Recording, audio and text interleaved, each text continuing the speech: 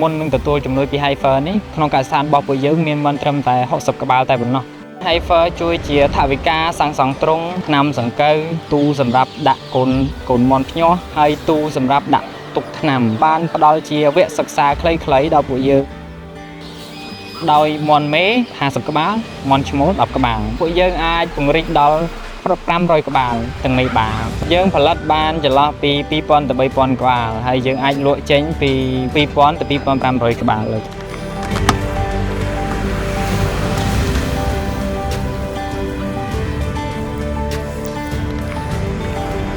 នៅពេលដែលយើងបានទទួលការគាំទ្រពី Heifer មកធ្វើឲ្យគណៈកម្មការពួកខ្ញុំមានចំណេះជំនាញហើយក៏មានភាពខ្លាំងក្នុងការគៀងគរឬក៏ការសហការជាមួយនឹងអង្គការដៃគូពាក់ព័ន្ធជាច្រើនទៀតដើម្បីអភិវឌ្ឍសហគមន៍បន្តព្រោះសម្រាប់ទៅមុខទៀតគឺយើងចង់ឃើញសហគមន៍កសិកម្មយើងក្លាយទៅជាសហគមន៍មួយចាដែលល្អមានការអភិវឌ្ឍទៅមុខកាន់តែខ្លាំងគឺយើងបានថវិកាគាំទ្រគឺយើងទៅចុះបង្កើតក្រុមចាំមឿនតាមរយៈសហគមន៍ខ្ញុំទទួលបានវគ្គបណ្ដុះបណ្ដាលពីអង្គការ Heifer ពីរបៀបដែលយើងទៅចំក្រុមសំតែយើងត្រូវធ្វើមិនខ្លះសហគមន៍យើងពីមុនយើងអត់មានទុនដើម្បីបង្វិលធ្វើអាជីវកម្មក្នុងសហគមន៍ទេប៉ុន្តែនៅពេលដែលយើងមានក្រុមសំចំនួន35ក្រុមមកយើងអាចបង្វិលនៅក្នុងអាជីវកម្មរបស់សហគមន៍យើងបានល្អប្រសើរជាងមុនមានសមាជិក17នាក់មកប្រជុំដើម្បីជួបជុំបងប្អូនហើយពិភាក្សារឿងសំលួយផងរឿងចែកម្លែកចំណេះដឹងរួចដល់សំបានយកទៅប្រិកមុខរបរ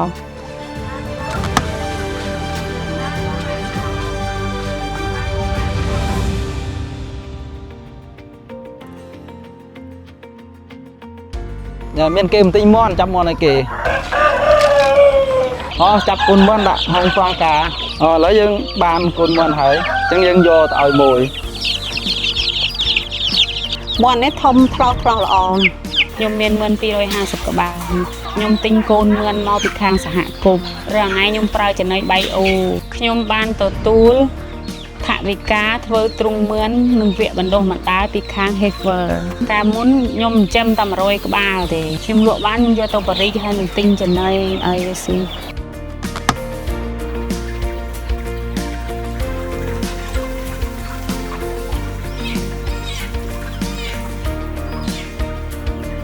ក្រៅពីលក់នៅផ្សារសហគមន៍នេះគឺយើងមានលក់ទៅនៅភ្នំពេញហើយនិងផ្សារចុងសប្តាហ៍នៅទីរួមខេត្តព្រៃវែងកសិករមួយចំនួនគឺគាត់យកមកដល់ផ្សារផ្ទាល់ហើយកសិករផ្សេងទៀតគឺយើងប្រើរ៉ឺម៉កកង់3ទៅដឹកដល់ទីកន្លែងគាត់តែម្ដងសម្រាប់ចំណូលគឺយើងគ្រប់គ្រងតាមប្រព័ន្ធគណនេយ្យគោលបំណងដែលបង្កើតផ្សារនេះមកគឺយើងដើម្បីប្រមូលផ្ដុំកសិផលរបស់កសិករជួយដល់កសិករចំនួន1500គ្រួសារដើម្បីឲ្យគាត់ចិញ្ចឹមមាន់និងដាំបន្លែដើម្បីយកមកលក់នៅទីផ្សារនៅទីនេះផ្ទាល់សម្រាប់ទ្រព្យសម្បត្តិសហគមន៍យើងមានផ្សារសហគមន៍ហើយការិយាល័យមានឡានដឹកទំនិញតុកតុកទូត្រជាក់និងសម្ភារៈផ្សេងទៀតដែលយើងបានអំណោយពីអង្គការ Heifer ដោយសារមាន់សហគមន៍ជាមាន់សុទ្ធអត់មានចិញ្ចឹមប្រើជាតិថ្នាំជាតិអីគឺអានេះជាតិចង់និយាយថាមាន់ធម្មជាតិដល់ចឹងទៅទិញយកទៅហូបទៅអត់ប៉ះពាល់សុខភាពជូនទៅ2ថ្ងៃ3ថ្ងៃអញ្ចឹងទៅមកទិញម្ដងអញ្ចឹងទៅទុំតាកូនអញ្ចឹងចង់ហូបយ៉ាងអីទិញផ្ញើកូនទិញអីទៅទិញម្ដង3 4 5មាន់នេះអញ្ចឹងទៅយើងហូបខ្លះកូនខ្លះអញ្ចឹងណា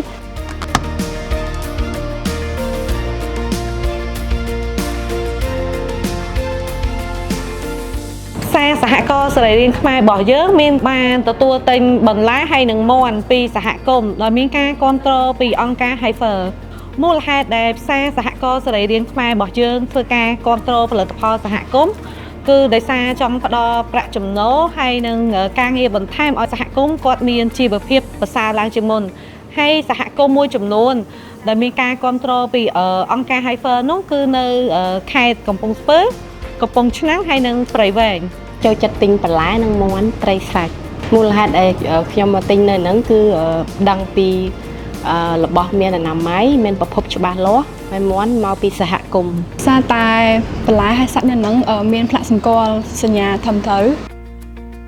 ក្នុងនាមជា Heifer យើងបានផ្សារភ្ជាប់ទីផ្សារហ្នឹងដើម្បីឲ្យសហគមន៍ឬក៏សហគមន៍កសិកម្មហ្នឹងគាត់ផលិតនៅអ្វីដែលទីផ្សារត្រូវការ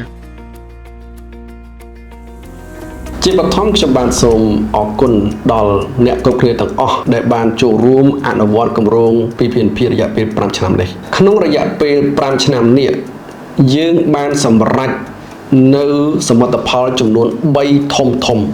ចំណុចទី1គឺបានកសាងសមត្ថភាពកសិករឲ្យក្លាយទៅជាក្រុមផលិតមាន់ស្រែខ្មែរដ៏រឹងមាំគាត់មានសមត្ថភាពប្រើបច្ចេកទេសទំនើបក៏ដូចជាការចូលរួមវិនិយោគទៅលើវិស័យមាន់ស្រែខ្មែរនេះចំណុចទី2ដែលជាចំណុចសំខាន់នោះគឺការកសាងសមត្ថភាពសហគមន៍កសិកម្មឲ្យមានលទ្ធភាពដឹកនាំធុរកិច្ចកសិកម្មដោយខ្លួនឯងក៏ដូចជាការពង្រឹងអភិបាលកិច្ចល្អហើយចំណុចទី3គឺជាចំណុចសំខាន់ជាងបំផុតគឺគម្រោងនេះបានពង្រឹងការធ្វើការជា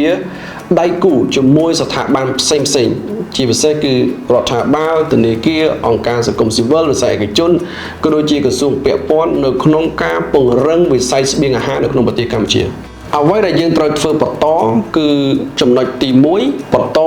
ការវិនិយោគក៏ដូចជាបណ្ដុះបណ្ដាលសហគមន៍កសិកម្មនិងសហភាព CUR ឲ្យពង្រឹងភាពជាអ្នកដឹកនាំនិងធុរកិច្ចកសិកម្មចំណុចទី2គឺយើងពង្រឹងសមត្ថភាពទីផ្សារ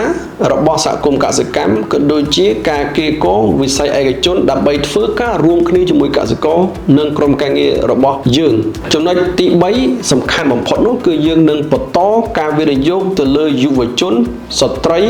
ក៏ដូចជាការពង្រឹងឲ្យពួកគាត់មានលទ្ធភាពដឹកនាំនៅខ្លួនឯងបានដើម្បីធ្វើឲ្យវិស័យកសិកម្មយើងរឹតតែរឹងមាំជាងមុនខ្ញុំសូមថ្លែងអំណរគុណយ៉ាងជ្រាលជ្រៅដល់អ្នកទាំងអស់គ្នាដែលបានគាំទ្រនិងសហការជាមួយក្រុមការងាររបស់យើងដើម្បីអនុវត្តគម្រោងនេះបានទទួលជោគជ័យកន្លងមកហើយយើងនឹងបន្តកិច្ចការនេះជាមួយគ្នាបន្ថែមទៀតនាពេលខាងមុខនេះ